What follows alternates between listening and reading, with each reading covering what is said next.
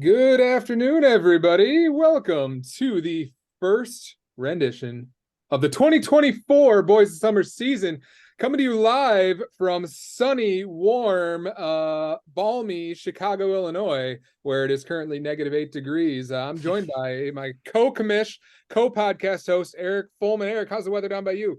Oh man, it's freezing. It's like right around there with you, like -20. I like staying inside anyway, so it works out good. Yeah, I'd rather be podcasting than be outside anyway. Yeah. Tagging along, we got Bryce. Bryce, want to say hello to your many adoring fans? Yo, yo, how we doing? We right now we have we're just gonna kind of piece together this podcast. We're just gonna fly by the seat of our pants as we usually do. Talk about last year, then move on to this year. We had some interesting storylines last year. The What do you think was like the overwhelming takeaway for how last season went to you, Eric? Was it like the roto race? Was it the head-to-head race? Was it the front runners we had? Was it the collapses? Was it the trade? Ooh. What do you think was like a big takeaway of what you can remember from last year?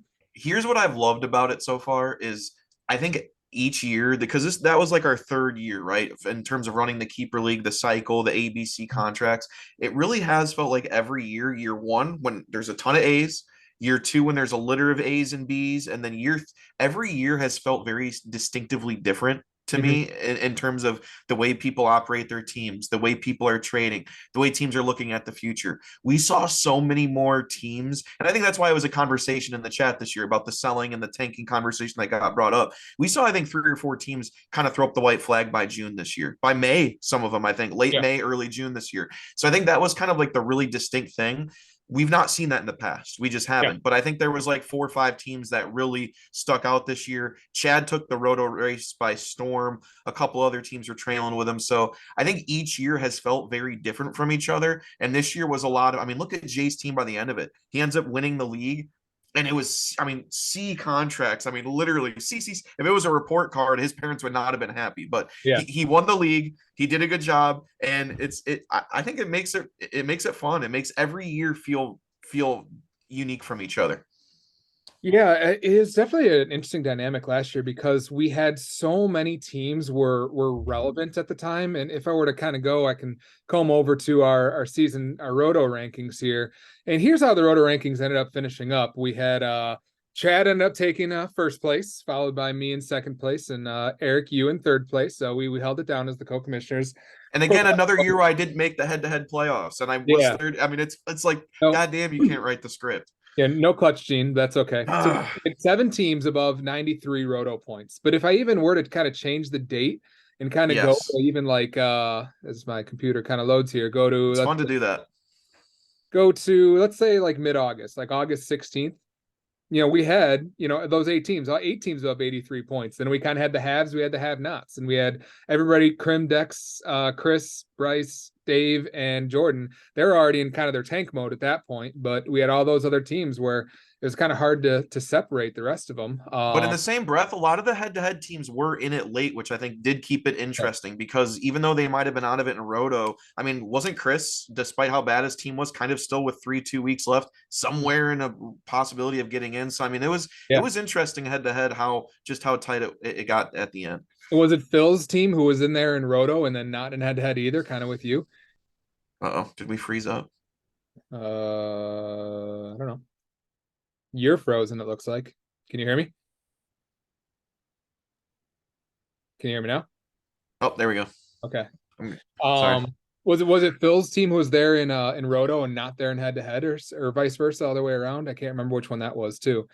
Where we're sitting here in July being like, well, you might not be, able to compete in head-to-head. Maybe he goes for the roto, maybe address those categories. And so a lot of different ways to kind of go about it. One thing that is kind of my biggest takeaway, not only was like the parody something that was very interesting, very fun to follow last year, was just the different ways that teams were constructed after the draft last year and how there were several different ways for teams to be relevant. And if we kind of look in the two teams that I'd like to talk about are Jay's team and Chad's team, where right now I have pulled up here, this is Jay's team going into the draft last year. All the C contracts he had last year, those are the guys he took into the draft.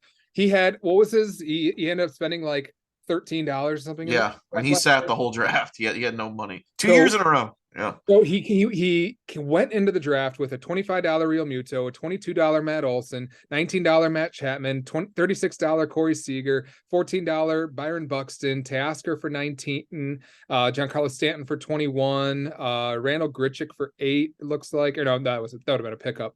Looks like maybe a Nady Eovaldi for 1, Kenley Jansen for 17, Ryan Presley for 15. And he really did a lot of kind of retooling in his offseason of just acquiring all that budget, and is like, well, I don't really see a whole lot I like to see here in the auction, and so I'm just gonna load up.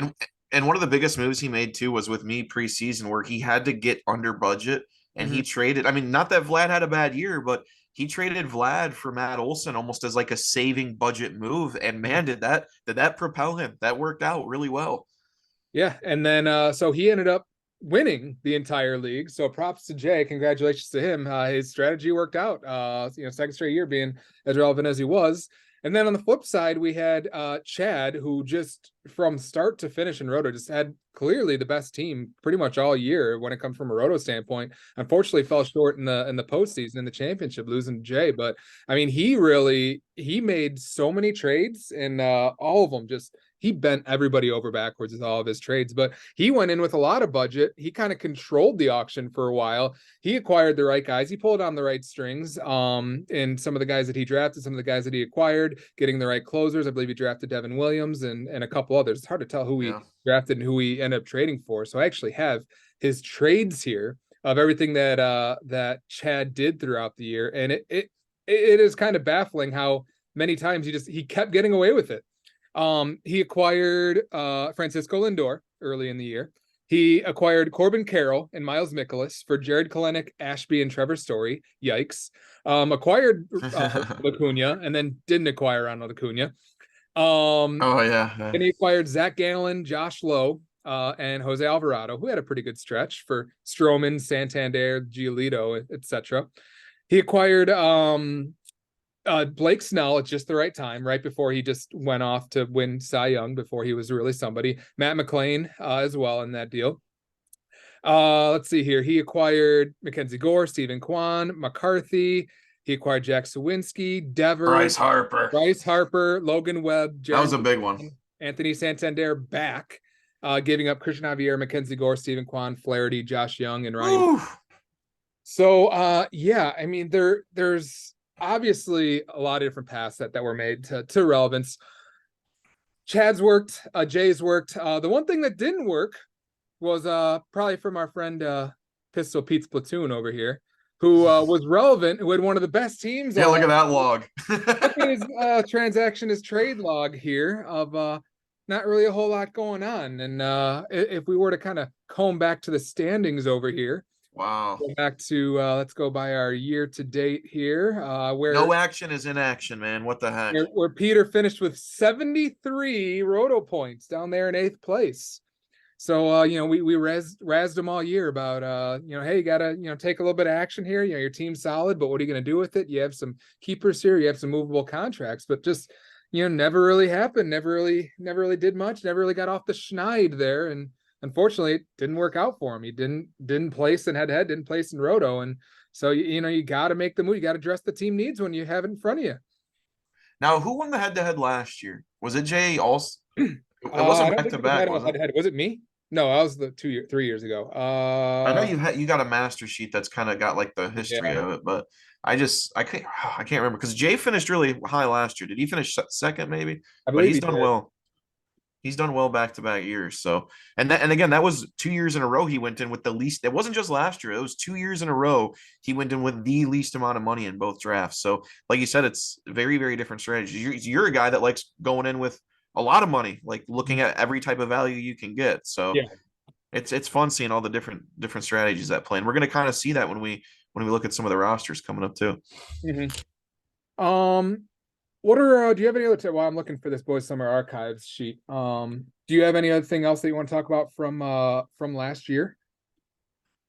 In terms of just baseball in general, I do think that it was great to see the steal come back. That was a lot of fun. I mean, obviously that makes fantasy baseball more interesting as well because it just adds another element to it. I think the bigger bases. One of my things that I said was I didn't think that pace of play would be much of a conversation late in the year, and it really wasn't. I mean, I know there's still a little bit of conversation about this, about what other additions or changes they're going to make, but pace of play is largely like not even a conversation as we approach spring training this year. So that makes it exciting. I just think, man, I always love watching baseball. That's I think we all do. That's why we're all in this league. That's no surprise. But it, there was just something about last year that just made baseball seem a lot more fun, a lot more engaging, a lot more exciting. And now this being kind of a reset draft, it's going to be a good one. Mm-hmm. Yeah, so you were right. It was Jay. Jay did win the back-to-back rings here. So he That's what I thought. Here. So 2 years in a row with the least amount of money going into the draft, and he does it each time. Each time. And again, I try to implement. Remember me? I had Mookie, Trout, and Vlad as my big three salaries heading into the year, and lo and behold, there's my team starting off slow. So I tried mimicking that strategy. Yeah, but I think there's also a big difference between having $200 in salary in 4 players and having $200 in salary in 12 players like he does. Yeah. So you gotta, if you're gonna go in with no salary, you better have a complete team, not just a couple of star players. So I had a funky burp there. Little cinnamon rolls coming back up on me. Playing hurt here, podcasting with indigestion, podcasting with no shoulder here. He's on the IL. Got a little bit of a cough here. Just the things I do for you guys, just the commitment to this league. All right. Any other? Let's see. Did we have any other storylines that we had from last year that need to be talked about? Chad's front running, Peter's fall demise. I don't think Krim made enough trades. Does he ever, right? He needs to get in there more. Come on now. Yeah. I don't think we need to like rehash any of the old trades or anything like that. Maybe if we have time at the end, we'll talk about our bold predictions, but we'll kind of see how we kind of get through. So let's switch gears to this. What's that? Did you want to talk about like the MLB offseason before we get into the next? Like, what do you think? Do we just get right into the? Well, we'll talk about the Cubs at the end when everybody's listening to us, and we'll talk about the MLB there. We have, obviously, you alluded to it this year. We have a big season coming up here, as many have called it, like kind of like the redraft, as some coined it or whatever it is, where we have all of our main players, a lot of our biggest bats, a lot of our biggest arms. They are going to be available once again. Those players that have run their course, that have been owned for the last 3 years, your Acuñas, your Garrett Coles, all those players. Those players are going to be available once again this year. They've been owned on teams the last 3 years. And if we pull up our projections, here we have our pending free agents. We got Acuña, Garrett Cole, Corbin Burns, Kevin Gausman, Pablo Lopez, Aaron Nola, Zach Gallen, Zach Wheeler, Framber Valdez, Logan Gilbert, Dylan Cease. Those are a lot of our pitchers. Yamamoto. What's that? Yamamoto. Yeah, we got Kyle Tucker, Jose Ramirez, Bobby Witt, Mookie Betts, Francisco Lindor, Trey Turner, Matt Olson, Judge, Juan Soto, Freddie Freeman. So this everybody. Largely a lot of everybody. Yeah, there's nothing you won't be able to find in this offseason when it comes to what you need. If your team needs power, if your team needs speed, if your team needs pitching, obviously every team is going to need a little bit of something. A lot of teams are going to need a little bit of everything, a lot of everything for that matter. How do you think that's going to change strategies going into, some offseason trades that we might see? I think it's going to keep teams a little hesitant. We saw some trades right before the draft last year, but I think a lot of teams are going to go into the mindset of, as we get closer to the draft, I'm just going to want more money available. And I think we kind of saw that last year. So I think the closer we get to the draft, the less people are going to just take on big contracts. And I don't really see many people doing it, because I think a lot of people are on the fence of, if a guy's worth 25, 30 and I got him for 25, I might as well just send him back in. So I think that's kind of where a lot of people are headed with certain situations like that. So we'll see, but And again, talking about some changes we made in the offseason, it's a $300 cap now, like straight $300 cap. So, and you got to fill it with 26 guys. We did raise the cap by $40, but it's not really raising the cap by $40, because if you take what the reserve salaries would have been, reserve salaries are 8765431. That's, I think, $36. I think it was. Yeah. So really, after the draft, every other year, you walked away with $296 if you include your auction budget plus your reserve salary. So we raised it by like $4. So it's really not as much as you might expect it to be. The only thing that might change is how you distribute those. So if you want to go spend a lot of money on your star players, you can now take, instead of drafting your reserve players as $8765431, you might have reserve players as all your dollar players if you really want to spend up to get your Acuñas and your Juan Sotos and your Garrett Coles of the world. Speaking of, I need a bold prediction from you, Eric. All right. Our highest salary for any player ever drafted in an auction so far is $49. Yeah. I'm not going to say if Ronald Acuna eclipses that. How much will Ronald Acuna eclipse that this year? I'll say he goes for 65. Yeah. Oh, 65? Yeah, he'll go he's Yeah. easy 60. Easy 60. Easy. That's a lot of dough. And it's a conversation that I was interested in having because I mean, if you're telling me that without any injury, I mean, obviously if he gets hurt, that completely derail your team, right? I mean, you paid 70, 65, 70. But I mean, if you're telling me he puts up that season every year, yeah, he's worth every penny of $60. I mean, ooh, it's tough. You I mean, got to be good at assembling your team. How much more is he worth than the next guy? So if we compare him to Jose Ramirez or to Kyle Tucker, whoever else it is, Bobby Witt, Mookie Betts, you name your second best player. Are we talking Ronald Acuna is going for 65 and the next guy's going for 51? 50. Or do you think there'll be several guys that are above 50, 60 range? I think Acuna is the only one that's over 60. I think the rest of them settle in it. Right? Yeah, I think he is, especially when it comes to fantasy, because he's the only one that does all of those things that well. I mean, I think you can make an argument that like a Bobby Witt could go for like the second most money, third most money, but I don't think anyone's paying 60 for him because he can't do 40 home runs and 100 RBIs like Acuna can. So I think 45, 50 is where we're going to see a lot of people land, but Acuna, tier of his own, he's going to go for $60. I mean, I don't know why you'd pay $60 for Bobby Witt when you can just get Sterling Marte, who does basically the same thing. Yeah, basically the same thing, right? It's going to be so interesting. We're going to see. We'll see how soon. I'm sure it'll be first 3 picks. I don't think we're going to wait too long to figure out how long Ronald Acuna or how much he's going to be. And it'll just get it out of the way, right? How much he's going to go for. Like I said, it doesn't matter if you need a catcher, it doesn't matter if you need a first baseman, a starting pitcher, a closer. You're going to be able to find that. And I don't think there's going to be anybody going in with limited funds. I think everybody's going to have enough money to get whatever it is they want. Yeah. Just, how they allocate that. I'm assuming we're going to probably see everybody's going to want dollar players. Everybody's going to be like, oh, well, I'll just fill all my starters with my money and then I'll just take my 8 $1 players. But I think what we're going to see is I think everybody's going to kind of go in with that plan. And then you're going to get to the dollar players at the end and you're going to realize, crap, they actually aren't good players at all. And you're just going to be throwing those guys back to the waiver wire. Yeah. We see it every draft where like I did it once where I'm like, crap, I still need power. And I spent like a $20 on a Soler, which I mean, you there's always that part in the draft where you're like, do I keep holding on with all this money or do I actually have to start getting some of these guys? And it happens where that moment strikes and you're like, oh crap. Yeah, well, there's also going to be a catch-22 because if you fill your bench with 8 $1 players, right? And then you're going to want to hang on to them because you're not going to want to release them because then you can't keep them. So then you're going to probably want to keep them longer than you have to, waiting for them to, break out or waiting for them to be something. And, it might end up hurting you longer than it helps you if you can't kind of replace those players. So a lot of interesting strategies, things to kind of think about going into this year. So anything else we need to talk about for the kind of the draft? I'm sure we'll probably touch on it more, maybe in a pre-pod. Yeah, kind of probably as we talk about the teams a little bit here and there, we'll kind of talk about maybe what they're looking at. But I'm excited for it. It's going to be a little bit different, but I mean, you can bet on anybody. Like I said, what does a Jackson Holiday go for? Jackson Holiday probably comes up in the big leagues this year. Cade Horton for the Cubs maybe comes. Do you try to get Cade Horton for $1 or $2? And he's, I mean, it really changes a lot of strategy because again, it's the reset year. Does anyone really want to go and draft 4 prospects? No, we've seen that happen before. It's not smart. So what guys do you need for it to be the first year that it's like, okay, first year I there's nobody off the table. I got Acuna, I can go get Trout, I can go get anybody that's really anybody. And then somebody's I'm gonna zag. I'm just gonna take all the prospects, build towards. But that's the thing. Like I really wonder, like Jackson Holiday will get bid at some point. Like at what price range do you gauge him on? Do you say is he an $11, $12 player with what he can produce for 3 years? I mean, I would say so, but we'll see. Yeah, I don't know. As long as he's not a catcher. And he's still worth every penny. Oh man, 158 games last year. He played almost every game. Oh, it was awesome.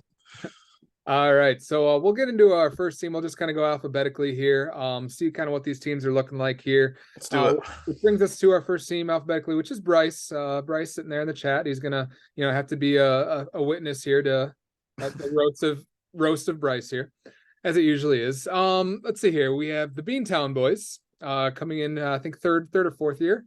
Fourth year. Is it third? Fourth. Yeah, he's been here since. He's an OG. Come on. Couldn't remember if it was after that first year or not. Let's see. Well, I haven't had a good year since the first year, so that's why you don't remember. We had Justin Turner for $1, India for $3, Ezekiel Tovar for $7, Riley Green for 12, Tyler O'Neill for 13, Yoshida for 1, Spencer Steer for 5, Abrams for 7. Already made a money move there. Miguel Vargas for 8, Rojas 9, Ahmed Rosario for 6, and then a lot of pitching here, a lot of closers. We know Bryce loves his closers. Won't go through everyone here, but Eric, how you feeling about what you see from Bryce's team here? Start with a positive. Okay, I'm gonna start with a positive here. Give me the old compliment sandwich there. Okay, he can lead the league in a certain category off jump with 2 players he has. Okay, and that is Edwin Diaz and Doval. Okay, he could dominate a closer category off jump there, and those 2 are going to be some of the best closers in baseball right there. I don't know. The Giants are signed Jordan Hicks, right? He's going to be a starter. Oh, really? Yeah. And even if he wasn't, I mean, Duvall was nasty last year. He wouldn't take Duvall's job. But yeah, they signed Jordan Hicks to be a starter, surprisingly. But Edwin Diaz and Duvall, that's going to be a nasty one, too. And I don't know if you're going to find a whole lot better in the league than that, even after the draft. That is a very nice 1-2 closer combination there. That's going to give you a low ERA, all those types of things. But in terms of the other pitchers, I don't really know if I'm keeping many of those other ones. Maybe Keller. Offensively, I think you have a lot of depth guys. I mean, I don't really see a whole lot of guys that you're sitting here that you can really build around, but I think you can keep an India, you could keep a Turner, you could keep a Yoshida, you could keep a Steer and feel very good about them kind of being the back end of your team. But I think Bryce really going into the draft with all these being such cheap contracts, Bryce does have to go into the draft and get some superstars. If he plans on keeping 8-9 of these guys, he's got to go in there and get superstars in the draft, because this is more the low end of your team, not the high end. Yeah, these are, not that they're like necessarily bad pieces or whatever, but yeah, these aren't teams that you necessarily build your team around where you're like, oh, well, at least I can lock in this and I know exactly what I'm getting. Like, I don't really know exactly what I'm getting from any of these players. Like, hey, you could keep Mitch Keller for $1. You probably do, but I don't know exactly what I'm getting out of him for how poorly he pitched, in stretches last year. Same thing, with, Justin Turner doesn't have a team yet. Not sure what we're getting out of Yoshida, Tyler O'Neill, Riley Green, kind of some breakout seasons last year. But if those are the guys you're kind of building your team around as like your base of what your team is, I just don't really know what that team is. It could be something, but, you're taking a lot of risk. As we kind of say a lot of years, it's kind of disappointing because, Bryce was a team that was rebuilding most of last year, and to kind of look at this team and go, well, what does he really have to show for it? A couple of closers and Jonathan India, it leaves a little bit to be desired there. I'd hope to see a little bit more of rock solid. I know that's a for sure fire keeper there. But I just not what I see looking up and down this roster. I will comment on the one trade that he's made, though. He traded for CJ Abrams, and let's see, is there a quick way for me to go to transactions? I don't know. And I believe he traded away Hunter Brown, MJ Melendez, and who was the third one there? I don't know, some trash. I can't remember. And I will say this about Bryce's team quick too, is I mean, he is banking. He is banking on some bounce back years because he does have Bueller and Drew Rasmussen. Now that is interesting because those are 2 guys that could be ace 1A guys. So if he goes into the draft confident that Bueller and Rasmussen bounce back, and then Keller is almost a top 100 average draft position guy. You have the closers in Doval and Diaz. That's solid arms right there. But again, can you trust Bueller? Can you trust Rasmussen to be healthy and to do that? Lately, the last couple of years, you can't. So that's what makes it tough. Yeah. I mean, do you keep Rasmussen at 12? Probably with the ceiling. Is he pitching like till mid-year, or is he starting the year in the rotation, or is he July? I think July. So I don't know if you keep him at $12. I just think you just eat that salary and so I don't know. It is a tough call, but he does have some interesting arms there. He's got a bottom base of a lineup, but definitely need some superstars. I think Whitlock might even be one of the front runners for saves in Boston too. So maybe he's got a little trade bait there. Maybe he can turn to a team that is looking to acquire some of these fringe guys and turn it into something. Maybe a team like the Burns when I preview. Maybe you need more of a Yu Darvish type player or something like that. I don't know. Another thing that's interesting too is wait till after the draft, see if a team doesn't pay up to get a closer, and then a team goes, "Oh shit, I don't have a closer." And then there's Bryce sitting there with Doval and Diaz, and he's like, "Hey, I need something in my lineup, have something to dangle. Yeah. So we're gonna, as some way to kind of rank these teams, we're gonna go with the prospect ranking system. So for those of you unfamiliar with the prospect ranking system, Eric, why don't you explain what the grades are here? You're better explaining than I am. The way the scouts rate prospects in baseball, or even major league players, is they do the 20 to 80 scale. So 20 is like absolutely awful, bottom, absolute barrel bottom. 45, 50 is about league average. And then when you start getting to that 65, 70 all-star range, and 80 is like Hall of Fame level type rating. So 20, 80 scale is how they rate prospects. They rate them on hitting, fielding, arm, all that kind of stuff. So we figured we'd do some baseball terminology at you and rate the teams on a 20-80 scale. So what is your ranking of, what is your grade for Bryce's team heading into 2024? Heading into 2024 with what he's got, these are all a lot of cheap contracts. So we know he's going to go in with a ton of money. So it really boils down to what does he end up doing with that money? He's got a solid base, but as of right now, I'll say about a 40. Oh, okay. You're a little lower. I'm going to be a little 60 because if we're going with what the league average is, there's a lot of bad teams. There's a lot of teams that aren't in shape at all to do really much anything in regards to their keepers. So I think he's well above what the league average is heading into next year. So I'm going to go 60 grade. I think he's poised to be in a much better spot than most teams are. He has some pieces, obviously, and some desirable pieces. And, as you pointed out, Bueller and Diaz and Doval and Keller and some of those guys and CJ Abrams, like he definitely has keepers. It's just a matter of an impact they'll make next year. And Steer might be a stud. Watch out for Steer. I mean, Steer's a problem. Yeah. So I'll give Bryce a little bit more credit than that. I'll go 60 grade. I'll do 45. Throw 45 on him. All right, I'll do 45.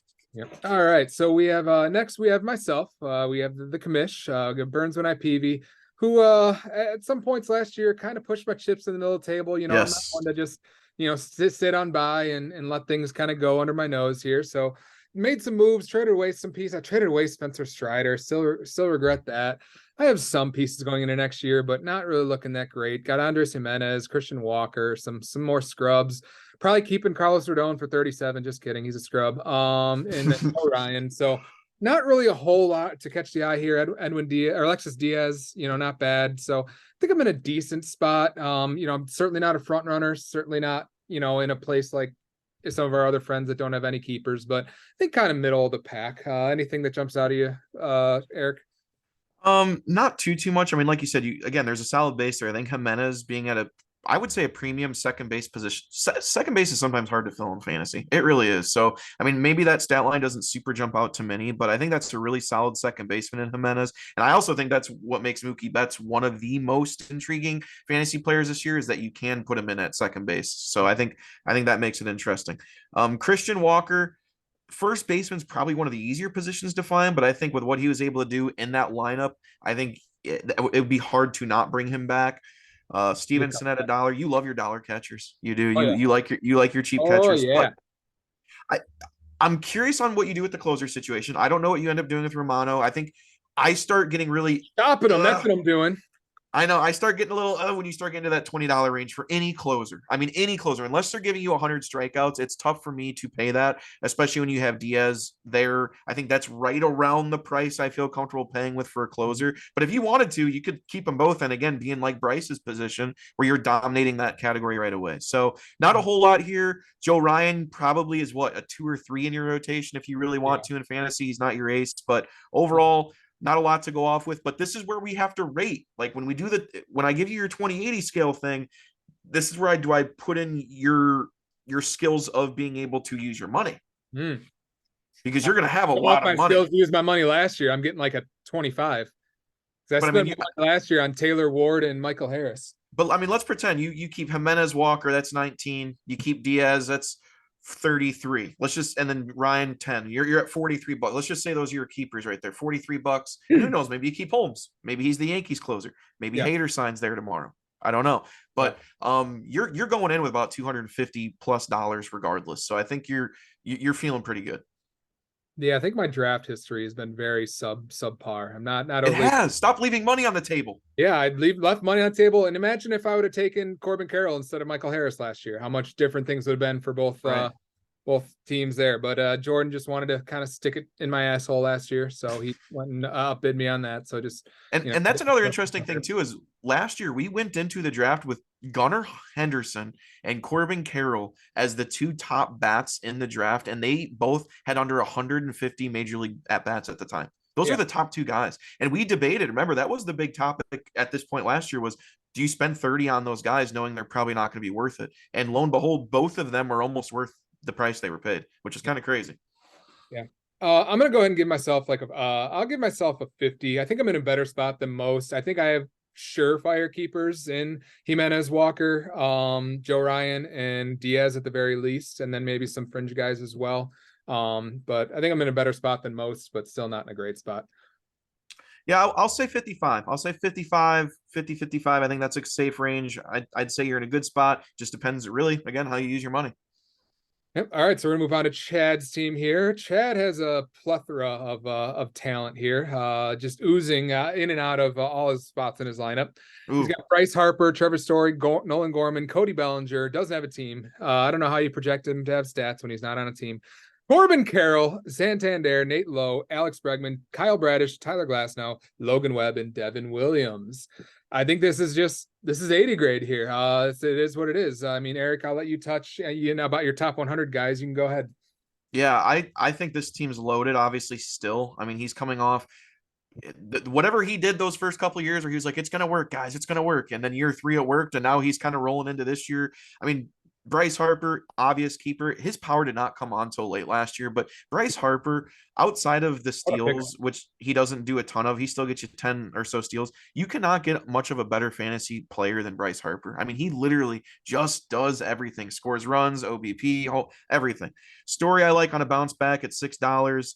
Nolan Gorman, I like a lot as well, hitting in the middle of that St. Louis order. Bellinger, we don't know where he's going, but if he puts up anywhere close to last year's numbers, he's worth $11 plus a whole lot more. Corbin Carroll was well worth the $33 spent by Chad. Santander, I like as a depth guy as well. Lowe, I think you could argue as a keeper at first base. Bregman, I don't know if you keep at 31. I think that's, again, right where you get at that fringe range. But even still, if you keep those other names mentioned, Chad probably goes into next year maybe getting a bat or two in the draft and still having one of the best offenses in the league. And then when you take a turn to the pitching, every single pitcher that he has on his roster, if he decides to keep them, I think Webb, you could, again, argue with He's that at price. $207 right now and with all these players. Yeah.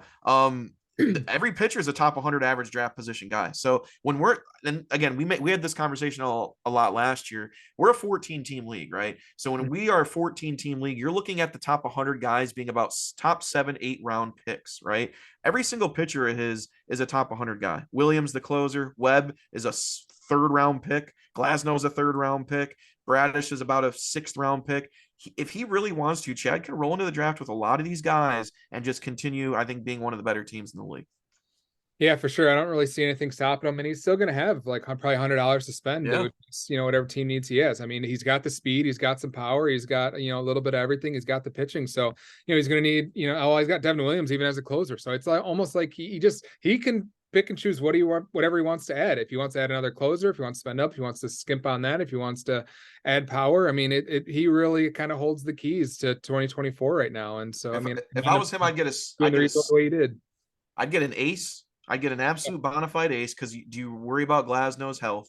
And then I would get one more big bat and then fill the rest out with some depth because, like I said, I think his team's gonna still compete with what he's got. Yeah, I mean, if he turns around and adds Aaron Judge and Garrett Cole to this team, boom, he'll be able to. There's not really much more he'll really need. Then he can go add a closer for $10 at the end or something like that. Right, he's in a good spot, no doubt about it. So I agree with you in the whole 20-80 scale ranking of things. I don't think you can get any better than what Chad position is right now. So I'd say 80 for sure. Yeah. All right, next we have Krim's crew. Krim did some rebuilding, some retooling last year. He kind of made a run throughout the year and then kind of, fell off his moves as it usually just kind of did him in.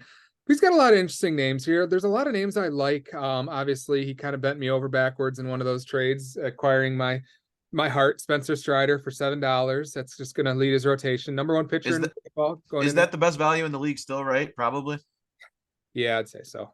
I would say so.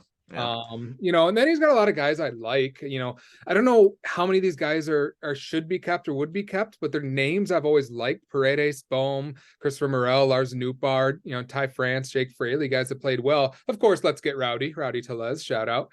And then from the pitching staff, Reed Detmers, we wanted him to be better than he actually was last year. Sonny Gray was pretty solid, and obviously you got Spencer Strider there.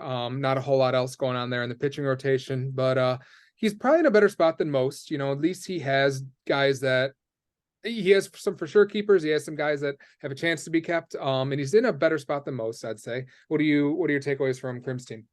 I actually think he's got, again, in a similarish way of Bryce, there's no superstars on this team outside of Strider, right? I mean, he's got Strider, which is his big money saving. Oh, that's amazing piece.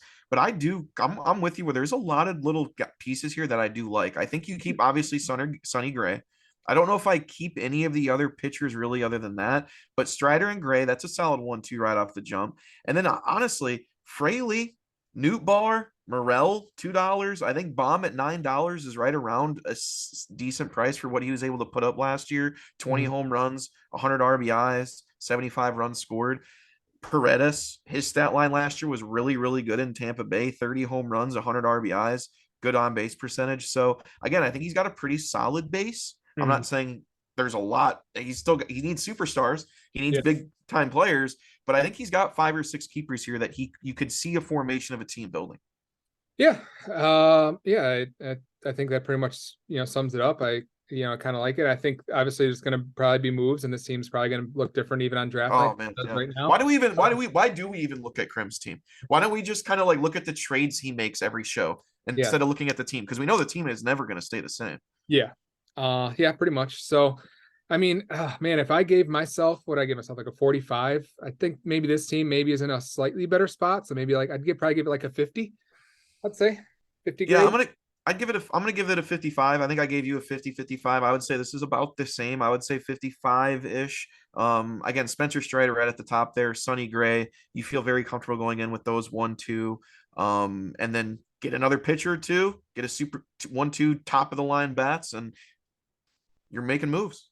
Yeah, I mean, this is a team that still needs a little bit of everything. This team still needs power and speed. It doesn't really have any. Oh, I guess as Jake Fraley has a little bit of speed, but needs not much speed, needs pitching, needs a closer, needs a little bit of everything. But he's gonna have the money to do it. He doesn't, sure, he doesn't have any superstars, but he also doesn't. His largest salary is $9, so he's definitely gonna have money to spend, and it's gonna be on him on what he wants to spend it on, and he'll be one of our leaders of controlling how that draft goes next. Oh yeah. Or this year, I guess I should say. Next, we have Dex. Was a little bit critical of some of Dex moves last year. Kind of seemed like he was first year in the league. Wasn't really sure what he was doing at times, but some of his moves ended up kind of paying out. I was very critical of the Luis Robert acquisition, but it turned out to be kind of okay. Luis Robert had a really great year and looks to be a keeper at $30, even though I didn't really see it that way at the time. He traded for Jorge Mateo, who had a really good first month and didn't do anything after that. But man, has he got options here? Holy cow. He's got 20 keep up, even way more. He got like 25 potential keepers here. So I'm not even going to read through them all, but what do you see as like the strengths of what Dex has going into next year? I like a lot of his young cheap B contracts because we're going to find out. I mean, there's not many, let alone there's a few people keeping C's. We don't really have many people keeping B contracts. So I think him being able to go in and have an all-star catcher like Contreras at 11. I know you don't like paying too much for that, but he's probably a top 5 offensive catcher in the league. So I don't hate that. Nico Horner at $1. He's not going to give. I mean, I'm a Cubs fan, and sometimes I forget he stole 43 bases last year. I mean, that is awesome. I mean, you're never going to get the power, but if Nico Horner could put together that season of 100 runs, a 350 on base percentage, and 40 steals, that is an absolute steal at $1. And I remember 2 years ago, I told you he doesn't even belong on fantasy rosters because he's going to hit 4 home runs and hit 270. So, I mean, that's huge. Jung, I think, is going to be an absolute star next year at $6. I think that's a huge piece in that Texas lineup. Like you said, Robert at 30, Ruiz can almost carry you in the stolen base category on its own. 67 steals last year. So if you pair Nico Horner and Ruiz on the same team, Dexter probably is almost leading the stolen base category right now. I mean, right now. So I like a lot of what he has. Obviously, you're not keeping some of these other hitters. I think you do keep Lawler at $8 as well. He's a top 5 prospect in baseball. He's going to be auctioned in the draft. Maybe he goes for the same range, but I think you take that ceiling. I think you go for it. Pitching wise, Barrios, I think you keep at 7. He's close to a top 100 guy. Don't know if you keep too much else in the pitching, but your lineup is really, I don't want to say stacked, but man, you got a lot going there where there's a lot to build I think he from. probably keeps Helsley at 15 too. If he had a really good finish for St. Louis. Yeah, I like what he's got. Mackenzie Gore, I think you could even argue. So there's a lot to be had. Dustin May, maybe. I don't know how much longer he's out for. Yeah, July. I don't know about that one. But yeah, there's a lot of decisions, like you said, to make. I'm curious, like you said, you never know with Dexter. I am curious what his final keepers do end up looking like and what decisions he makes. I have a question for you on Dexter's team. Is Dexter's team good enough to compete next year? Because he could, if he goes in and he keeps all the guys you just mentioned, Nico Horner, Josh Jung, Jorge Mateo, Luis Robert, Esturio Ruiz, Jordan Lawler, and all those guys on cheap B contracts, is he going to be able to draft enough to lift those kind of players up? Or is this a team that just like, I have all these B contracts, I'm just so poised that I'm just going to go all in for 2025? And he's going to take all those B guys that'll be B contracts this year, there'll be C contracts the following year, and that's what he does. Because this is a team that, what if, yeah, sure, he keeps Lawler, or maybe he just goes after who's the Baltimore guy you said earlier, the prospect, Jackson Holiday. Yeah. And then he goes and gets some of the injured guys that were hurt last year, and kind of in a way that we saw some guys build around this year. Is this a team that can compete in 2025? Excuse me. I think so. I really do. Because I think Will Contreras, you're looking at a top 5 catcher. You're probably looking at, honestly, Nico Horner as a top 3-4 fantasy second baseman. I would not keep a $11 catcher for the record. I would. He's a top 100 player. Okay. I mean, literally, he's a top 100 player. Okay. $11. Well, you're going to say you wouldn't keep Adley at $13, and he is the number 1 catcher. So I don't know. So I think Dexter's team can compete this year, because a lot of last year he was competing. I think through June or July and head to head, he was in it. And then all of a sudden he's like, all right, maybe my team is falling off. Let's sell off a little bit. But I think Dexter's team with the right moves can compete this year. Yeah. Again, it depends what he does with the money he has. Obviously, I don't think you keep Giolito at $30, but he's got to get pitching. He's got to get maybe another bat or two. Mm-hmm. Yeah, I think having Luis Robert in there kind of levels things out too. I think you're keeping Luis Robert at 30 kind of makes it a little bit better. Yeah, I mean, there's so many names here. There's so much of what he can do. I wonder how many moves he makes this offseason. He's certainly got the potential for it. A lot of teams should be knocking on his door to get some of these guys, especially some of this speed. So I'm gonna give Dex a 65. 65 right here. But before we move on, can you pull up William Contreras for a second, just for fun here, Kyle? Go to his stats, okay? You're looking at 86 runs, so that's a plus category, right? You're looking at 17 home runs. Well, I'm not going to say plus, but I'm going to say that's fine. Yeah. 80 RBIs, fine. And then you're looking at almost a 370 OBP, which is I would say a plus. I mean, that's $11. Where's that not a keeper at? The fact that I can just get any catcher to do most Who's of what any? No, I think go find any catcher that's $11. I don't know, because catchers just don't go for that much. How many catchers are doing that? Adley? And catchers so deep this year too. Oh man. I don't know. I mean, the fact that we only need 14 of them, I think you can make that argument, I guess. Yeah, that there's how many people are going to draft 2 catchers? Not many. So if we go to, let's see here. But I mean, how many catchers are actually good hitters? Will Smith, Real Muto, William Contreras, like the number 13 catcher is Salvador Perez. Salvador Perez at 24 homers and 75 RBIs.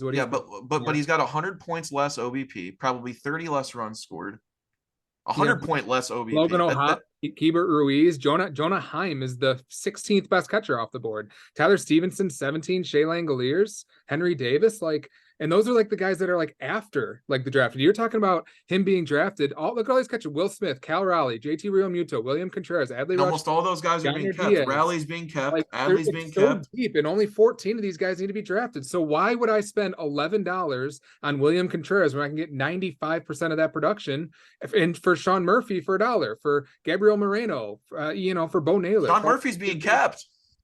Yeah, so one less catcher that needs to be drafted on the board. One less guy I'm bidding against. I don't know, man. You're crazy. That's all it is. So what would you spend just for fun on the top guy, just for fun? Because I know you're hates against catchers. What would you spend on Will Smith?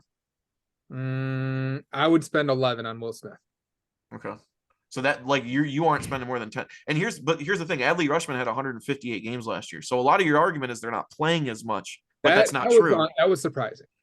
That certainly was. Because even Contreras had 141 games last year. So it's not like they're playing 115 games.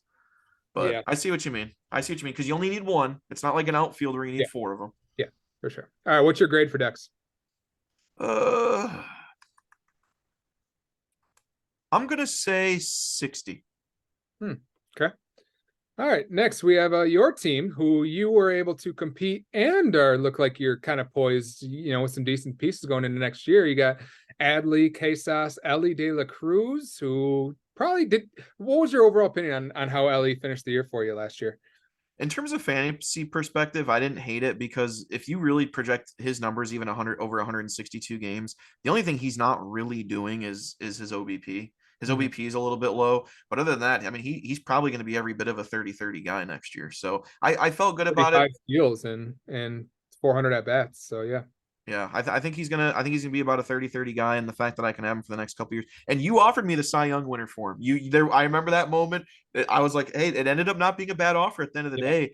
You offered the Cy Young winner for him that I think the day before he got called up. Yeah. And imagine if that would have switched around. Yeah, I wonder. Instead, Chad took him off my hands, and then the rest is history, and we're all dust. So yeah, it's not like a doors moment there. So you got Cedric Mullins, Seiya Suzuki. Pitching staff looks great. George Kirby, Eduardo Rodriguez, Grayson Rodriguez, Kodai Senga, Justin Verlander, Evan Phillips. If he keeps the job for the Dodgers, we'll see if they go out and get somebody. Is Evan Phillips still projected the closer next year? I believe so from everything we've seen, yeah. For now, unless they get Class A or somebody. So Bryce, no, we cannot trade auction money. Let's see here. So I mean, I think you're in a great spot here. Obviously, coming off a 3rd place roto, so you kind of got your money back last year at least. But you're really poised in a good spot. The rotation, maybe one of the, if not the top rotations going into next year. And then obviously you have some intriguing names in your Adley Rushmans, your Gunnar Henderson, your Ellie De La Cruz, and Seiya Suzuki for $2. I like the way your team's looking for next year. I think you're one of the top teams. I'm gonna go ahead better than I thought. I'm gonna give you a 70 grade here. Ooh, no, don't start me off too hot now. Come on. I do like it. Casas, there was a point where I almost cut Casas with how bad he started in Boston, and he actually turned it around really, really well. First baseman, I think, is also one of those positions kind of close to catcher where you can kind of find a guy to kind of fill in there. But I do like Casas a lot. I'm on the fence of keeping Gunnar. Don't know. Mullins, I don't think I'll keep, but I do like where I'm at in terms of that. And then obviously the pitching, there are so many teams. And I think we kind of say this every year that pitching is going to come at a premium in the draft. And we all know how the free agent market is in May, June, July, where you cannot find innings or reliable pitchers in the waiver market. But I feel good that I can go into the draft only needing to get 2 guys when there is probably half the league that needs to fill every single spot. You really get to pick and choose who are those 2 players, what exactly skills you need, and you can just go out and get it. Yeah, I think getting Senga as late as I did, that was a trade deadline deal last year when I got Senga for $8. So I think that was really the capper for me that I felt good about. And Grayson Rodriguez finally, after all this time, has turned into be worthwhile. Hopefully, yeah. After all this time, what are you gonna give yourself? I'll say 65. I'll say 65, 70. I do feel really good about it, but I feel like I feel good about my team, and then April through June they just suck ass. So we'll see. Pretty much. Always good. I think it's the management. I think the manager needs to be fired. I think you need to look internally. I know. See, mid-season firing gets the guys amped up every year. Yeah. All right. Next we have Gotham City Rose, our league champion. All right. 20, next team. 20. I'm not keeping Kershaw for $29. So there's 0 here. You don't have a single. But this is the conversation we had earlier. Yeah. Do you take into the effect that, man, he gets a clean slate to go and fill with $300, or do you look at it as that's a huge detriment? How daunting is that you have to fill 26 spots now in that draft without feeling like you're overspending or underspending? Because he's never done it. Because every time he's always never had a draft. Well, he hasn't drafted in 3 years. He's just had to, fill in the cracks of going in the draft with $13 or $6, whatever it is. So this is the time we actually is going to have to be involved on draft night. So you're looking at this as kind of a little bit more of a negative right now. Oh yeah, absolutely. Now, if you had just for fun, you had $300. Do you feel kind of excited going, I got $300, I can do whatever I want, or you're looking at this as a complete negative?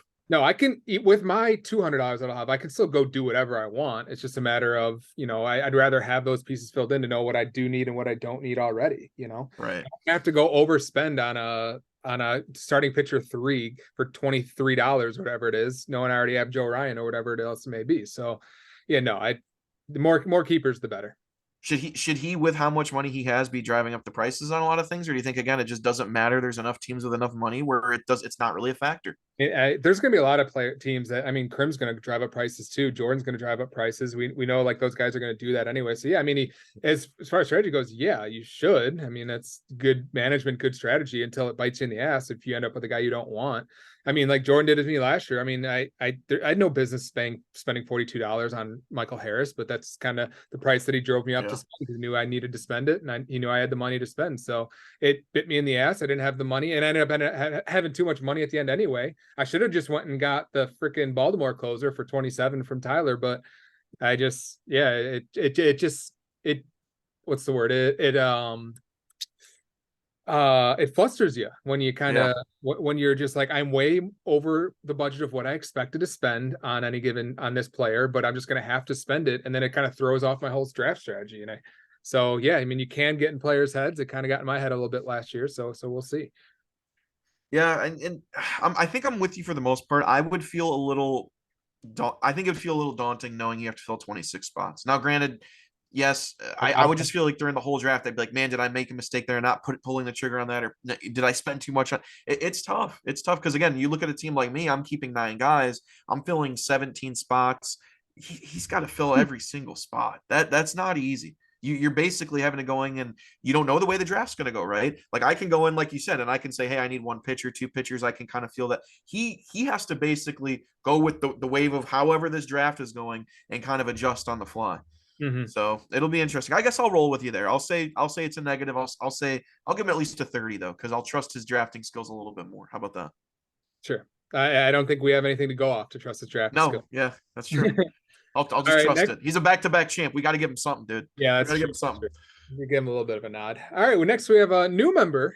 We have hopefully not a blah team anymore. Change the damn team name. Yeah, I got to change the team name and get Herbie out of there. Come on now. Yeah.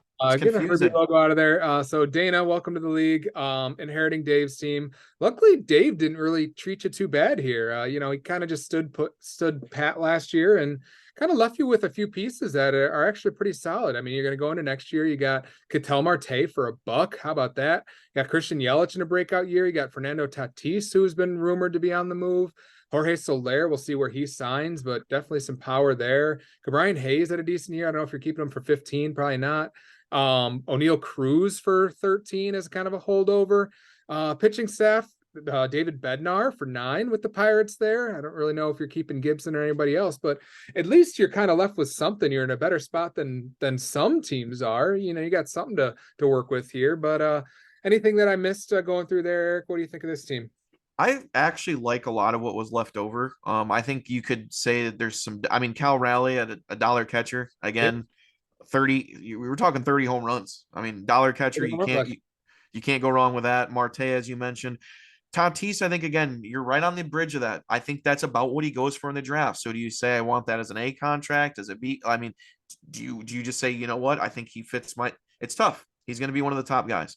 Yelich is an interesting one. At that price, what he was able to do last year, I think if you could guarantee me he does that exact thing again, I would actually keep him at that price. Yeah. He was 20 home runs. He was 28 steals, a 370 OBP. He scored over 100 runs. I mean, I think he's right there as a keeper at that price. That's a really, really solid stat line all around for him. And then, like you said, Soler is going to be another 30 bombs. I think you keep Torkelson. Torkelson, I think, under the radar last year, turned it around and was a little bit more as advertised. Yeah. 30 home runs, 90 RBIs. Keep it, $4. I mean, why not? Right. Yeah. So I think Cruz could be another one of those guys. Again, that's the gamble. I think you keep him at that price because I think he will be that superstar guy that they've been waiting to be. So yeah. I think you keep him at that price. So overall, I think Dana's actually in a pretty good spot here offensively. Again, I think kind of with other teams, he needs a little bit of everything, but his lineup is stout. I think he's got a closer, so he needs to really get pitching and maybe add 2 more quality bats. And I think he's off to a good spot. Yeah, I'd say this team's probably above average, probably in a better spot than most. I'd give it a 60. Yeah, that's about what I was gonna say. I was gonna say 60. I think he's in a good spot. Yeah, all right. Change the damn team name. Yeah. Next, we have Lince come prematurely. Jordan, new member to the league last year. Did a lot of rebuilding, kind of complained all year. We had to put up with his bullshit pretty much all year about complaining all my team sucks that I inherited, blah, blah, blah, blah, blah. And then just wanted to, run the prices up on people in the draft. His team was ass basically all year, rightfully so. He's got some interesting pieces. He got Blake Snell for 21. Looks like I don't even remember him doing that trade. Was that an off-season trade? I believe so, yeah. He's got some Jeffrey Springs, Ricky Tiedemann, Aaron Ashby. Justin Steele is the guy you're going to build the rotation around. Hunter Green, he never really got what he wanted to out of him. And then some interesting offensive pieces.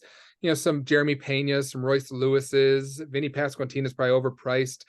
He's got Steels and Haesung Kim, Tayo Estrada, and Anthony Volpe.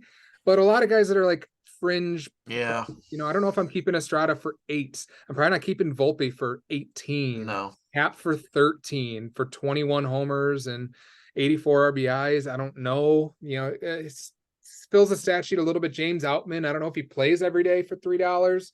So I think he's really going to have to read the tea leaves of spring training. He's going to have a lot of difficult decisions on who he keeps, who he doesn't. Yeah, I think if Outman plays every day, you do keep him because as a rookie last year, he was really good. But again, that Dodgers lineup, who knows? I mean, it really could be situational. I don't like a lot of the offense. I think Naylor is a keeper. Yeah. I do think you keep Kim overall at $4 there. I think he put almost 40 steals last year, 17 home runs. You keep that. The only downside with Kim is like it's the 60 RBIs, but I mean, 60 RBIs, 84 runs scored. If he doesn't hit in the top of that lineup anymore, then I don't know how many runs he has, I don't know how many guys he has. So, but I think for $4, you're probably keeping him anyway. Yeah. So I'd say Kim and Naylor are keepers, for sure. But other than that, Outman, obviously, but that's probably it offensively. I do think Kalenic is interesting because he really did start turning it on last year, late, and now he's in that Atlanta lineup, but I don't know if I'd get that risky. Pitching wise, I think there's a lot to be said with Steele, Snell, Green as a 1-2-3. That's solid. That is solid. For 11 with his 1.4 whip and I know, but man, the potential, we hear it every year, Kyle. He throws 103 and he strikes people out, right? But at least the 1-2 solid. I think we can agree that Snell Steele 1-2 is very, very good. You're talking the 1 and 2 finishers in the Cy Young last year, right? So I mean, how do you not like that at $22 total? Don't know if you can trust Cortez after the year he had last year. So I think you got 2-3 keepers on offense, 2 keepers at pitching. I was going to say defense. I would say overall on a 2080 scale, I'd say about a 40. That's interesting that he's so much more further behind Dave's team who didn't do anything last year. I think that's a real knife in the back to a team that was basically rebuilding all of last year. And you're going to put him 20 points behind Dave or now Dana's team that didn't do much anything. I think so. I mean, Dave didn't do much of anything last year either. I mean, yeah, he just kind of sat and let his team, whatever happened, happen. But I think so. I mean, oh, you know what? I did it does go without saying Royce Lewis. Yeah, I think that's the one you missed there. I'm going to go, I'll go 55. 50. I'll say 50. 55 because I think, Royce Lewis, that might be his best keeper now looking at it. Well, honestly. He kind of cancels out with Ketel Marte, I'd say, with what, Dana has. And then when you add in a Justin Steele for $1 and a Cy Young player for 21, I think that this team is still in better shape than most. So, yeah, I'm going to go 50. I'll go 55 just because I don't want to give Did you see what Royce Lewis the satisfaction? Did you see Lewis's stat line in that little bit of time he played too? It was absolutely nuts. I mean, we're 58 games played, so you're just a little bit over a third of the year in, right? A third of the year play, 15 home runs, 52 RBIs in 58 games. Well, he had like all those grand slams. He had like an unprecedented number of grand slams, right? Like 4 he hit over 300, 6 steals. He had 30. I mean, yeah, he's so that would have been had some negotiations over Royce Lewis. But he probably would have been real pissed off if we didn't see him in that little red spot there and we didn't mention because honestly that probably was Steele. I think you could argue Steele, but that probably is his best keeper. Yeah. All right, next we have the platoon. The guy that needed to make moves and didn't. He's got a good team for next year. He's got some decent players. Obviously, he's building his team around Julio Rodriguez, for $23. Jonah Heim for one. I love my $1 catcher, a guy that produced 95 RBIs last year for $1. And then Gleyber Torres for 10, Luis Arias for 1. I probably don't keep that, but some might argue differently. Lane Thomas for 1, who had a pitiful second half of the year, even though I was trying to acquire him at the deadline. Adolis Garcia for 6, Edward Cabrera for 8, Jesus Luzardo for 13, Paul Sewald for 1, and Shane McClanahan for 31. Is he still injured? What's his prognosis? I forget. McClanahan. I think he's back. I do think he's back. So, not a bad setup. If McClanahan's back, you're probably keeping him for 31 with the numbers that he puts up. Not sure about Luzardo and Cabrera. Luzardo pitched well in some spots for $13. Probably somebody you're going to keep. High strikeout numbers, a good ERA. Oh, yeah. You keep Luzardo, no doubt. 1.21 whip leaves a little bit to be desired. But yeah, you're probably keeping him. You're keeping Sewald at 1 as long as he's, somewhat the closer there in Arizona, which I would expect him to be. Cabrera's a maybe, so some top pitching options here. Some decent hitters, Adolis Garcia, Julio Rodriguez, and Jonah Heim, Lane Thomas as well. So I think he's got some decent pieces worth keeping on the hitting side, some decent pieces to keep on the pitching side. I'm gonna give him a 65 here, 65 grade. Yeah, it's tough. Yeah, Jonah Heim's like a 1 category guy, 95 RBIs. We're talking about catching, right? Yeah. Jonah Heim. You keep him at $1, I guess. Arias, I'm with you. I think I know where you're going with that argument, dude. Luis Arias is almost not even startable in fantasy. He's almost not. OBP. It's it, because he's not going to hit you home runs. He's not going to get RBIs. His runs scored are a lot lower. I mean, if he was scoring 115 runs, sure, but I'm with you, dude. He's barely even keepable at $1. Gleyber Torres, yes, I agree with Julio Rodriguez. Obviously, you're going to have one of the best. I'm not Adolis Garcia. So there's 2-3 heavy hitters there. I'm not in love with what we have, though. Luzardo obviously is a keeper. Sewald's a keeper, but Peter's got a lot of work to do in the draft. He's got a lot of work to do in the draft to be competitive and get at it this year. But he's got some pieces there. I will overall say about a 50. 50, interesting. A little lower on Peter's team. Interesting. I think his pieces are a little bit better than that, especially considering when you talk about top 100 players and you got Gleyber and Julio and Lane Thomas, I guess, just outside there, and Adolis Garcia. And he's got 5 top 100 players in there, 5 or 6. 1, 2, up on the fringe. 3, 4. Yeah. I mean, it's definitely. I think with still having Rodriguez and Adolis Garcia and then throwing in, it's good. Yeah. Alrighty. Moving on to Chris's team, sliding into Huns, who made a run at it for most of the year last year, then unfortunately just didn't have the gas to get it all the way to the finish line, so kind of sold off kind of last minute there. Got a lot of names here. I don't know how many actual keepers we're looking at, though. How many keepers do you kind of see here looking at Chris's team? Because I'm not really seeing many. Me and my catchers, man. I keep Alvarez at that price, $4. He hit 25 home runs last year. I don't know, that OBP was trash. Maybe I'm with you on that one. I don't know about Alvarez even. Keeping Yandy at 1. Yeah, why not? Castellanos at 12, probably. Andrew Vaughn doesn't hit home runs, so you're probably not keeping him. I don't know if I'm keeping any of the rest of those hitters, man. I don't know. I really don't think so. Definitely Castellanos. 29 homers, 106 RBIs for $12. Yeah, probably. Castellanos probably. Pitching wise, Alex Cobb, Duran, Andres Munoz. Closers. His closers might compete with who's Bryce's closers. With Duran and Munoz, yeah. Duran and Munoz are keepers. Not much else. Maybe Cobb. Maybe. I don't know. Lodolo's numbers last year. Yikes. I thought Lodolo was the keeper. Yeah. I'm sorry, Chris. I'm not feeling this team, man. This is tough. I think you got this is tough.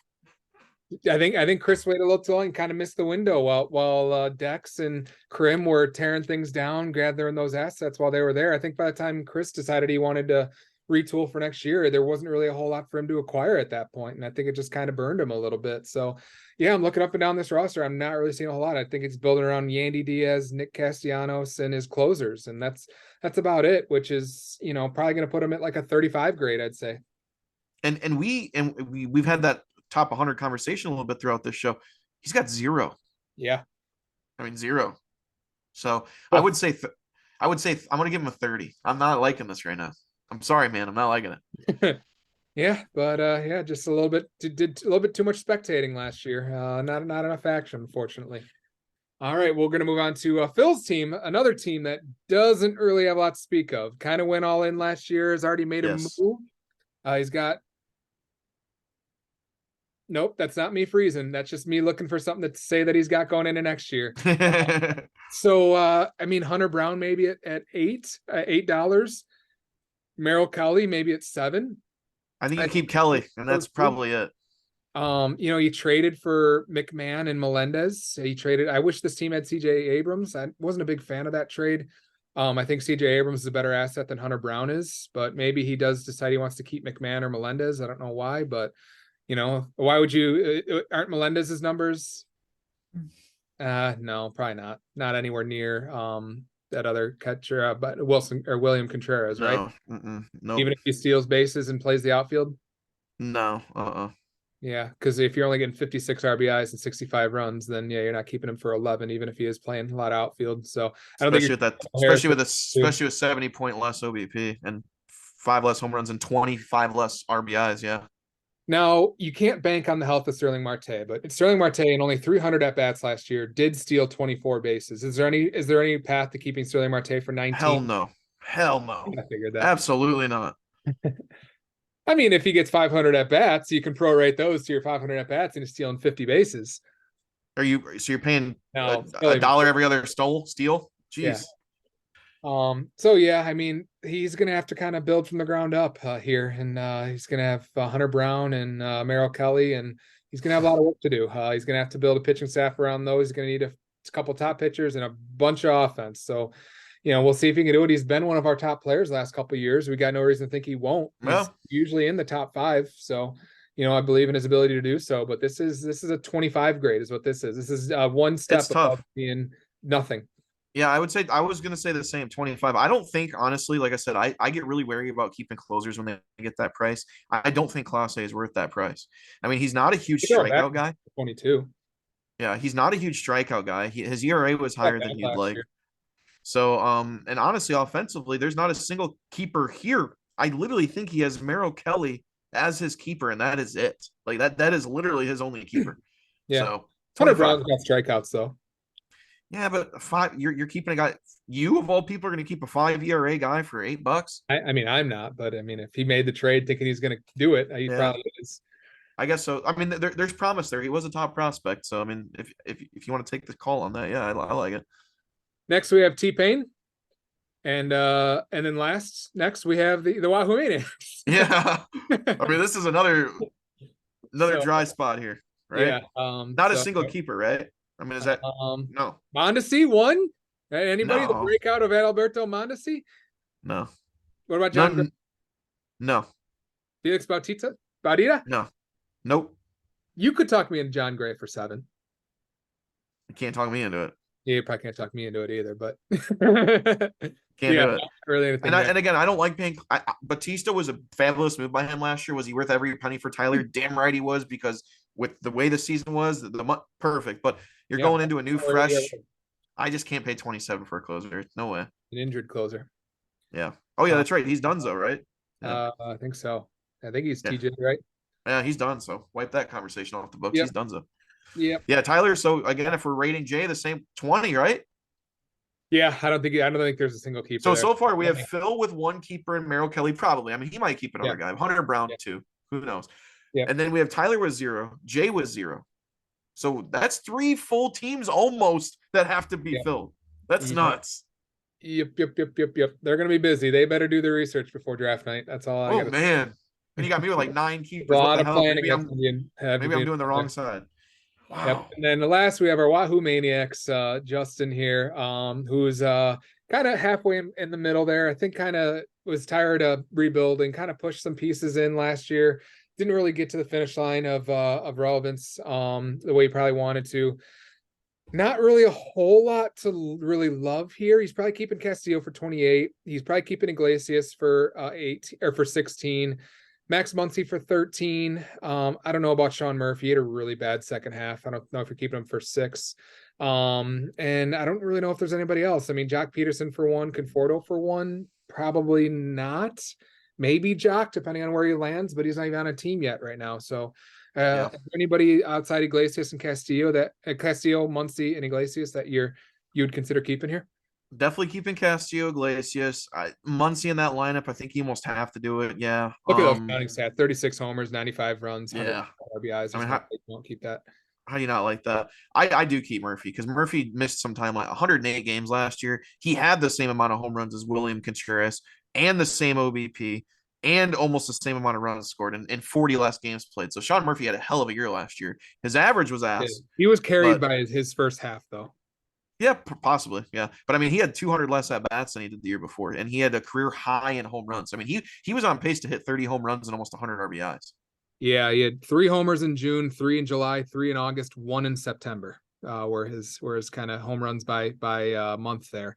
And then towards the end of the year, you could see it kind of tailed off there. If you go into the split stats here on the site here, as Fantrax, the goat of all fantasy websites, can show you there. But overall, no, I think those are your keepers. Again, I don't love it. I think Murphy, Muncy is okay. That's about it. And then Castillo Iglesias is fine. But again, do you think Castillo and Iglesias probably go for that in the draft? So I mean, it's not. Is it like this? More than 28 for sure. You think so? Oh yeah, he's like a top 5 pitcher next. He's 30th off the board in ADP, so he's like the number 5 pitcher off the board next year. Yeah, he's really good. He's an ace. Yeah, I'd say so. More of an ace than some people. But yeah, so I'm probably put Justin like maybe like a 40, kind of right middle of the pack. Yeah, I think that's fair. I'd say 40, 45. You got to, again, a lot of it has to do with he's going to have a lot of money. What do you do with it? That's kind of, and that's why it was tough when we talked about, do we do a power rankings or not? Here's 4 teams with like a whole team to fill. It's hard to gauge. There's not a single team that doesn't have money, right? I probably, honestly, going into it, will probably have the least amount of money, and I still have like $180, I think. Exactly. So, Chad's probably gonna have maybe the least too. Yeah, maybe Chad, possibly. So, yeah, and that covers everybody. Grades for everyone. So how about that? We're at the about the hour and 20-minute mark here. Look at that. Not bad. Not bad. Is there anything else we need to talk about from the pod from last year, from this upcoming year? I'm curious how. I'm curious how it's going to go. I'm curious how the people are going to go into the draft. I think people in past couple years have been a little hesitant at the beginning, and like I said, like we talked about earlier, a little hesitant to strike. So I'm really curious when those superstars go, who's aggressive, who's pushing the money, who's doing that, because there's a good pool of players that are probably in that $40 to $45 range, that are the Mookie Betts, the Bobby Witts, the Paul Goldschmidt, whoever are these top hitters. There's going to be a pool of players that are in that range that you got to get them or else they're gone. If it's the guy that ends up drafting like the Bregmans, you sneak in there like a Bregman for 22 or right. The kind of guys that's where it's going to come down to. And those are the guys that end up being successful. You kind of never know. Everybody wants to just take Acuna, Judge, and Garrett Cole, and then go out the rest of dollar players. Like that's the easy way to do it, but the hard way to do it is really understand the value of where the value comes from in the draft, and really sneak in those guys that end up winning you the league by just being good at good values. Yeah. And we did up the fee, which was cool. I really like the idea if we ever did up the fee, to that other range when we started talking about roto categories. I thought about that for a little bit, and I think there's some pros to it. I think it's kind of interesting if we ever did get to that point. It definitely adds another strategical element to it. I've thought about that over when someone mentioned it. I'm like, wow, that's interesting, because if you're in June and you're leading the saves category, but your team's out of it, maybe you're leading another. Do you say, hey, maybe I can make $70 and not totally sell off? I don't know. It's kind of interesting.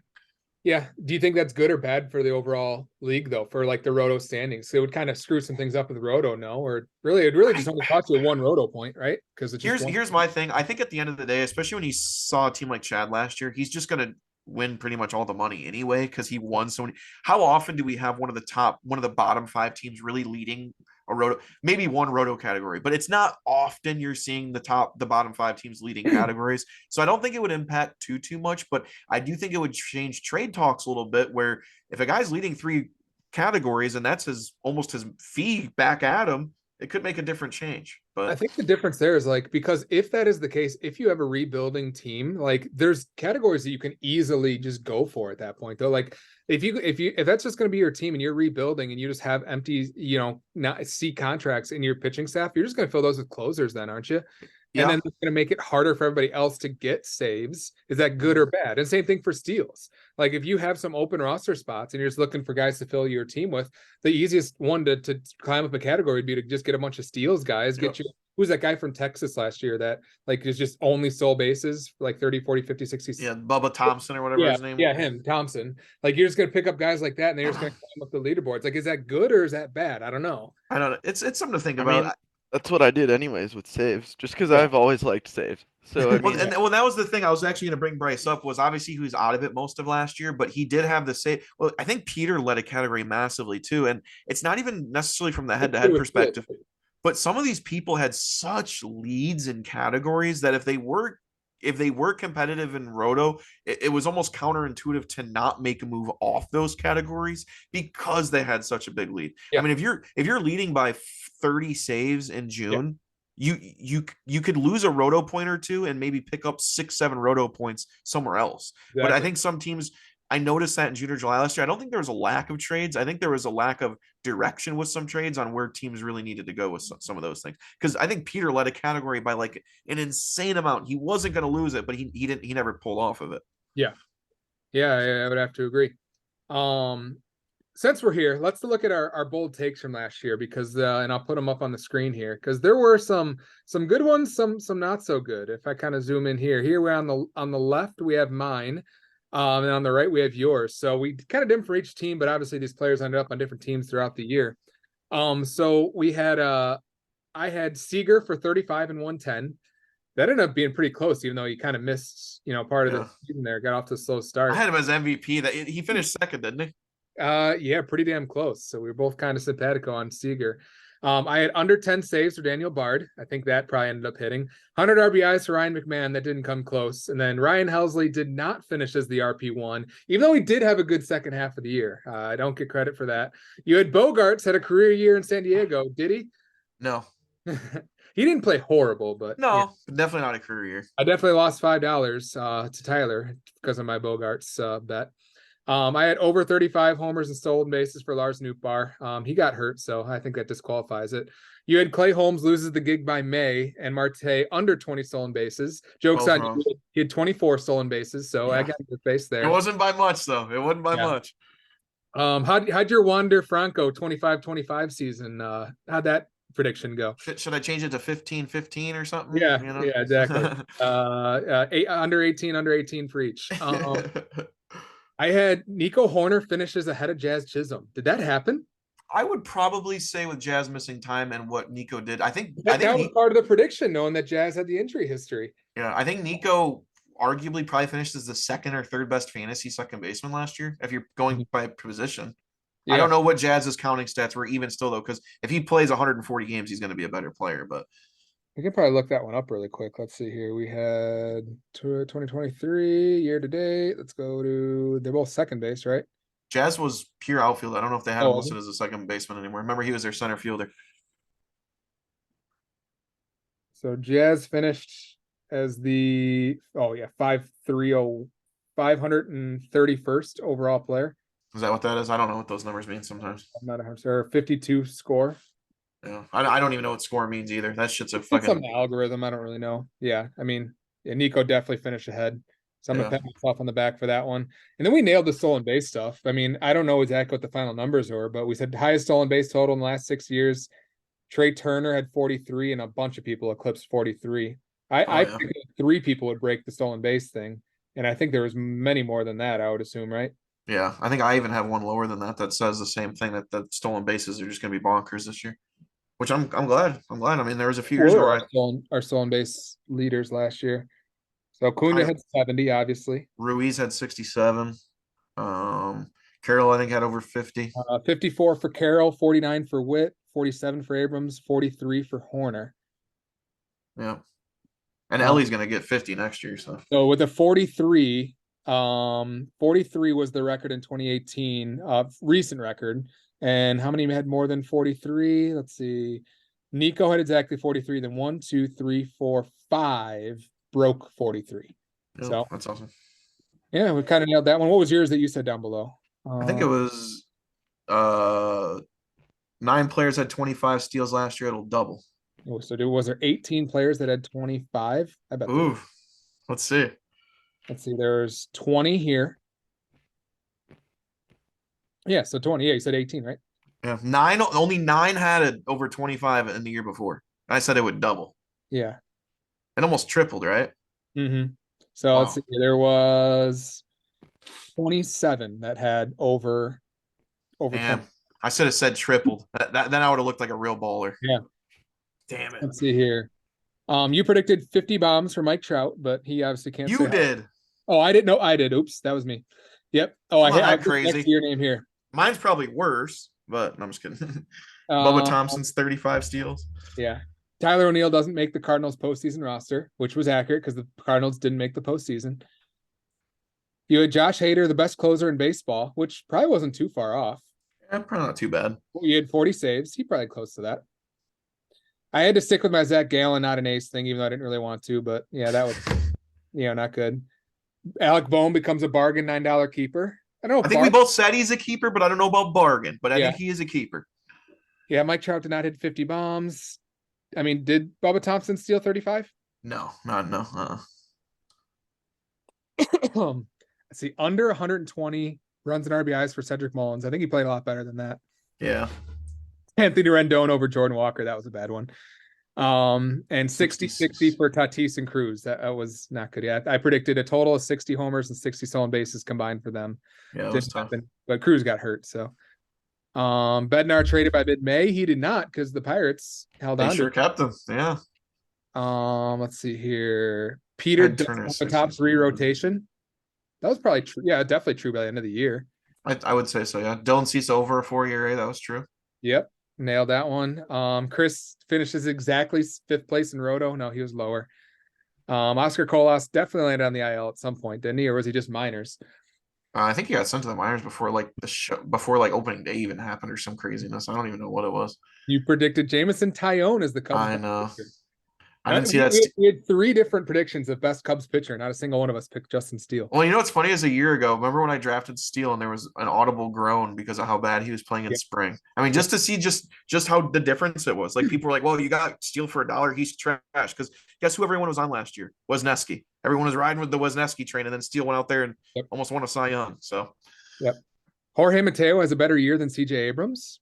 I think that one was probably pretty close towards the end there. Yeah, I don't know. I'd be tough. Mateo's numbers were pretty trash by the end. That's tough. But he stole so many bases. I don't know. Yeah, I guess they had probably similar seasons. Alexis Diaz leads the Reds in saves, but with under 15. He actually had a really good year. Judge had Judge number? I think he was under 40 home runs. And was Phil a top 5 offense? I don't know. Let's see here. He was still decent in Roto, but I don't think Phil was a top 5 offense. We'll have to see. Aaron Judge finished with 37 homers. Nailed it. Yeah, come on now. And I don't know if Phil was a top 5 offense. How can we look that up? We can look that up. You can sort it just by offense and then just by Rotos. Yeah. Roto. Phil 5th. Oh wow, just on the mark. It 1 point above, 1 point above Pete. 1 point above. Wow. And for the record, Pete had the 10th best pitching staff last year, as I called. His pitching was overrated and not healthy. Wesneski, the Cubs' best pitcher, was mine. Tyler finishes with more pitching points than Peter. That definitely happened, right? I don't know, dude. Tyler's team was. Yep, Tyler finished 5th in pitching, and Peter finished 10th in pitching. Called that one. You're welcome, Tyler. Shout out to you. No closer with 35 saves. I think a couple had 37, 38. Yeah. My prediction: pitch clock violation in the postseason will cause people to lose their minds. Luckily, I don't think that one happened. That did not. Dodgers will have the worst record in 10 years, and they'll win 88 games. Pace of play, not even a talking point. I think you kind of nailed that one because we don't really talk about pace of play a whole lot anymore. I think we just kind of got used to it. Yeah. All right. Well, before we go, I mean, since for the 3 viewers that are still going to probably be listening at this point, Cubs course, we have to talk about the Cubs. What do we talk about here? How would you think of the Imanaga or what's his name? I thought that was a beautiful contract. 4 years for 50. Well, it's really like a two. I don't know if you saw all the things. There's like opt outs that could make it an $80 million over. I think it was honestly a beautifully constructed contract where after 2 years, if the Cubs go, hey, he doesn't transition to the MLB, cut it off. If he does transition to the MLB, awesome. We got him for longer. I thought it was beautiful. Jed Hoyer's playing chess. Everyone else is playing checkers. Yes and no. We're not really seeing eye to eye on the Cody Bellinger stuff, Eric. But I hope that the Imanaga value that we got and the trade that we have, we'll talk about here in a sec. I think it opens up some salary that just needs to be spent on Bellinger. And I don't care if it's 200. I don't care if it's 225. I don't care if it's 250. Oh my God, Bellinger you're hurting me. needs to be on the Cubs next year, or else I don't really know what we're doing. I really don't know what we're doing if Cody Bellinger is not a Cub next year. He's the exact piece that we need. He's a left-handed bat who can play the outfield, who can play third base, has some power. He's not like an elite power hitter, but has enough power and can even channel into some of that power, maybe a little bit more than he did last year, and go back to hitting the 37, 43 home runs that he hit, 5, 6, 7 years ago. But I think it's there, and I just think he's the missing piece, and it just needs to happen. So I don't care. Just get the deal done. Cody Bellinger needs to be in Cubs pinstripes, and that's just it. And if he's not, then this offseason was a failure. And you're not gonna give me Rhys Hoskins and I don't think Matt Chapman's coming to Chicago, but you can't give me Michael Busch, Imanaga, and Rhys Hoskins and say this offseason is anything else but a failure. Yeah, I mean, I don't want it to be misconstrued that I don't want Bellinger. I do. I just don't want Bellinger at an exorbitant price that we might not like 4 years from now. Because again, we can buy into Cody Bellinger flipping in the script last year and being a completely different player. I want to buy into it. Again, I'm comfortable buying into it, but I mean, we're talking almost a 50% rate where he's been bad, awful in the MLB. So that's where I'm a little hesitant on giving. Freddie Freeman got 160 million 2 years ago. We're gonna have Bellinger play the same position for 100 million. That was an extension, right? That wasn't a free agency thing, right? No, Freeman was a straight free agent. Interesting. That's what I'm saying. We're willing to almost pay Bellinger 100 million more than a 100% a better player. Inflation. Well, yeah. That is true. I'm not going to disagree with you. That is a factor of it, but I don't know, man. That's again, if we were, I know this sounds weird, but if we were paying him to be our center fielder for the next 5 years, I would say yes, because you're playing center field. I think first base is a little bit of an easier position to find. For example, we could fit Rhys Hoskins in there. Couldn't find it last year. Right. True, 100%. But we could put Rhys Hoskins at first base. He's going to hit 25, 30 home runs for us. Like, he can play first base for us. So, like, it's tough. That's why for me it's tough. I want Bellinger. I'm fine with Bellinger, not paying Bellinger 240. Fuck that. And if someone is willing to pay Bellinger 240, he would have signed by now. Yeah. I would assume.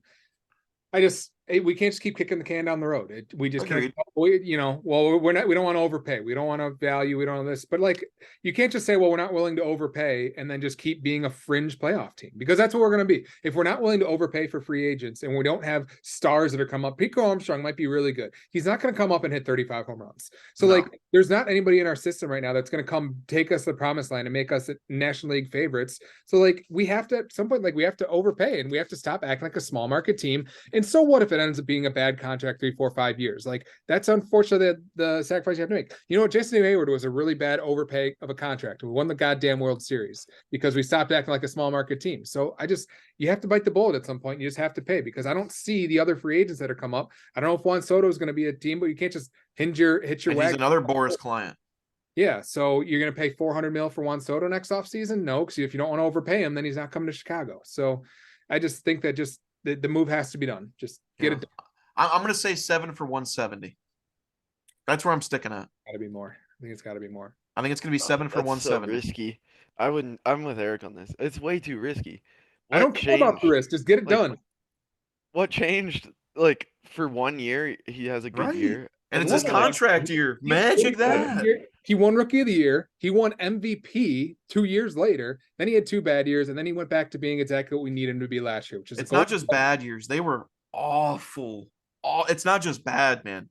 Awful years. Well, he's got his hitting coach back, though. So yeah, I mean, we're talking like a 260 OBP. Awful years. Well, 240. At least he'll still be playing Gold Glove defense. That's basically what Jason Hayward did anyway. it's another Jason Hayward, so what? But you know what? There's also the slim chance that he goes back to being MVP. But playing right field in Wrigley Field is one of the hardest things to do in baseball. Playing first base, are you paying $200 million for a first baseman? That's what I'm saying. And that's what Cody Bellinger is. If you pay Cody Bellinger the money, he is your first baseman, not your center fielder, not going to center field the first. He is your first baseman for the next 7 years. I don't know. We don't even know that Pete Armstrong's gonna be good yet. So we don't, but we have to assume that he is. We just have to hope. I mean, you have to. I mean, we got the prospect. I mean, Bryce probably has more room to be mad than us. What the hell are the Red Sox doing these last couple of years? Literally sleeping. We're about to go into baseball with or the season with probably one of the worst rotations in MLB. Yeah. Like Giolito's are 1, and then Garrett Whitlock maybe 5, maybe closer, but doesn't mean much to have a closer if you can't win a game. So. The Red Sox, I don't know what they're doing these last couple of years. I mean, even I could argue the last 5 years, just between the guys they gave up. Obviously, it goes back to the Mookies and then this and that. But thank God they got Devers. But man, we talk about Cubs fans complaining. I think Red Sox fans almost got it worse than us right now. It's tough out there for them. Yeah, they might. There's no light at the end of the tunnel currently. For a big market team like Boston, they are not. That division's a gauntlet right now too. But I really want Blake Snell. But you're gonna pay $200 million for him because that's what apparently he wants. I think that's more worth it than $200 million for Bellinger. Well, here's the thing too. The reason it's taking so long is because these teams are not giving $200 million. That's the problem. If they were giving this money, guys, they would be signing. So the reason that we're almost in February is because nobody's balked at giving Cody Bellinger $200 million yet. I mean, call me wrong if he signs tomorrow for $220, but that's how I'm seeing it. Yeah. You could. I hope you are wrong, because I would sign him today for $220. Oh man, I like him. Don't even care. I want not my money. Jorge Soler and Snell in Boston. Then I think. Yeah, you got to bring Adam Duvall back. I don't think he's going back though. I mean, we got Tyler O'Neill, the Lord and Savior, Tyler O'Neill. That's true. And the Cubs are in such a predicament too with the whole DH situation, because Morel's DH, or do you really put him out in the field? It's the Bush thing now. It's fun. But Jed Hoyer famously said we're only in inning 4 or 5 of our offseason. So I think we have 2 more moves. Whether it's a Hoskins Chapman, a Hoskins Bellinger, a Bellinger Montgomery, I don't know. But so what do you think happens with Morel and Bush? Did you like the Bush trade? I did. I do. I think it makes a lot of sense. He's a top 50 prospect at this point, and why not? I put him on the 40 man, see what he can do. I don't like what I've heard so far about him already being pigeonholed into first base. I like the trade if he's the third baseman, because he's a left-handed hitting third baseman, which is so rare. And it's exactly what our lineup needs. We need a third baseman who can hit from the left side. It's perfect. That's why I wanted Devers so bad. But it sounds like he's like a below average fielder in just about everywhere, and that he's going to play first base. But I'm like, why would you give up Jackson Ferris if you're going to bring him in to play first base? When you, as you said, you can just bring in Rhys Hoskins to play first base, or Joey Votto, or somebody, or Bellinger, whoever else, to play first base. So I don't know if Morel is going to play third base. I don't know if Madrigal is going to play third base. But if it ends up being Michael Bush plays third base, I love it. But I just I'm a little apprehensive on what it's actually going to be, and so I'm a little nervous right now. I mean, his numbers, again, it's AAA last year, but his numbers in AAA last year were absolutely disgusting. So I'm hoping it translates. But the thing is, he's 26. It's not young for a prospect. So there's a reason he's been held back, being in that Dodgers farm with all those talented guys at the major league level. But I think it's low risk, high reward, possibly. Yeah. All right. I think we're just ready to sign out. Anything else? No, I think that's it. I'm excited to do this post draft and see where everybody's at. I'm curious. It'll be fun. I love the post draft show, man. We just get to rip into people and be super wrong on things and super right on others. I love it. Where the bold takes come out, the gloves come out, and the bold takes come out. Do we have an official draft date? Was that settled? No, we're struggling to find one, but I haven't heard from Crimmy yet on what his Vegas plans are. So maybe I think that one date we had sounds about as good as we'll get, but we'll have to see. All right, Eric, thanks for coming on. Bryce, thanks for hanging along with us. Heck yeah. We'll talk soon. All right.